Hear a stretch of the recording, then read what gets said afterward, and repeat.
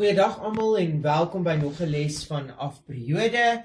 En vandag gaan ons 'n natuurwetenskap les doen.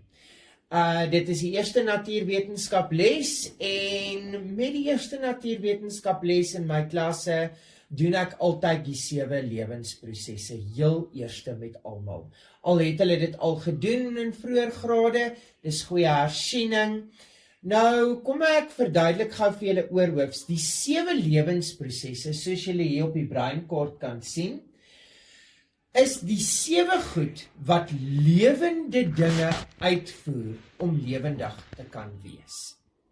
As een van hierdie 7 prosesse ontbreek, met ander woorde, dit kan nie gebeur nie, of dit bestaan nie by daai tipe organisme nie, dan is daai organisme 'n nie lewendige ding.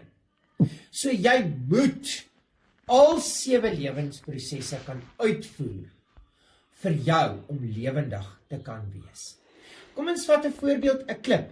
'n Klip kan nie net opstaan op sy 2 bene en rondhardloop nie. So die lewensproses beweging ontbreek. Met ander woorde, 'n klip is 'n nie lewendige ding. Water kan nie uitskeiding toepas nie. Met ander woorde, dit is 'n nie lewendige ding. So hoe hierdie les nou gaan werk is, ek gaan al 7 lewensprosesse met julle behandel. Goed, maar ek gaan dit behandel eers as dier en mens en dan as plant. Goed, nou julle sal ook sien in hierdie video, my 2 assistente het vir ons oulike foto's aan mekaar geslaan om hierdie lewensprosesse vir julle uit te beeld en te illustreer. Kom ons kyk na ons eerste lewensproses. Ons eerste lewensproses is uitskeiding. Nou soos julle op die foto kan sien, het Chloe vir julle gewys hoe die mens uitskeiding toepas.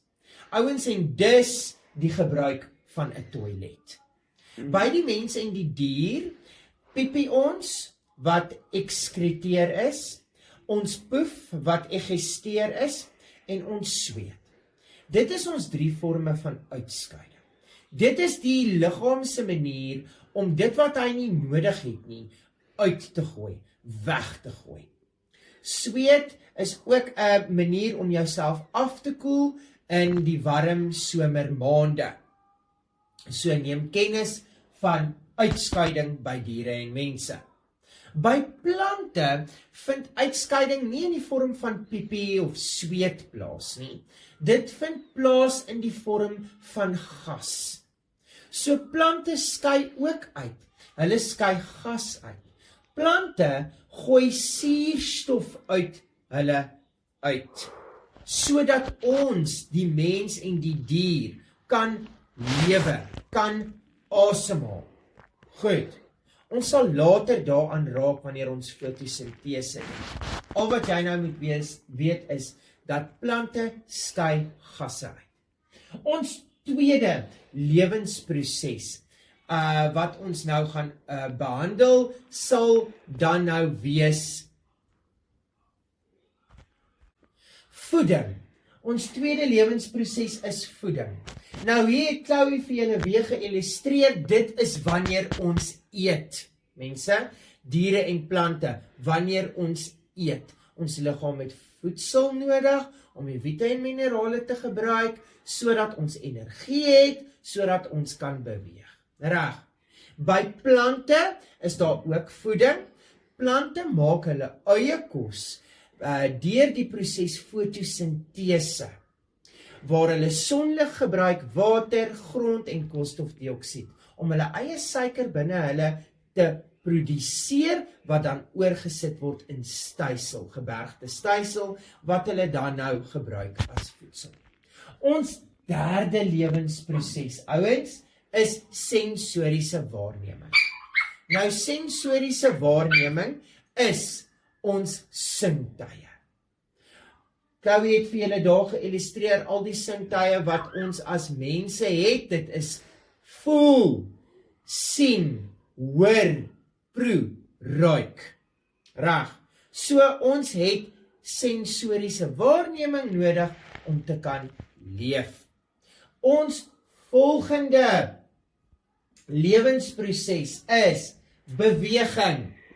Ouens, beweging is baie belangrik vir ons alledaagse aktiwiteite wat ons doen. Sonder beweging, hoe gaan jy voortbestaan? My tweede assistent Nathan wys vir julle daar beweging en hoe beweging werk. Dit is om ons ledemate te kan gebruik. Ons beweeg wanneer ons slaap.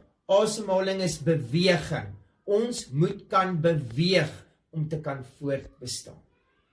By plante dieselfde. Nou gaan baie van julle vir my sê, ja, maar die wind waai die plante. Dit is nie die plante wat self beweeg.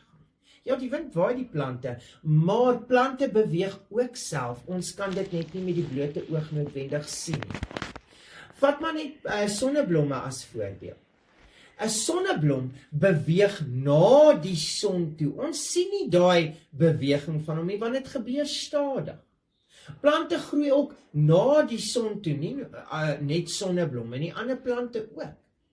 Gras wat groei, ons sien nie die beweging nie, maar daar is beweging. Ons volgende lewensproses is voortplanting. Nou ons voortplanting is wanneer 'n spesie babas kry sodat die spesie kan aangaan. Goed, soos julle kan sien het ons 'n gemsbok met haar babietjie as voorbeeld. By die plant werk dit presies dieselfde.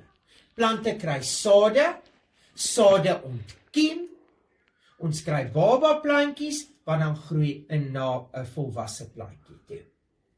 Ons tweede laaste lewensproses, ouens, is asemhaling, wat ook bekend staan as respirasie.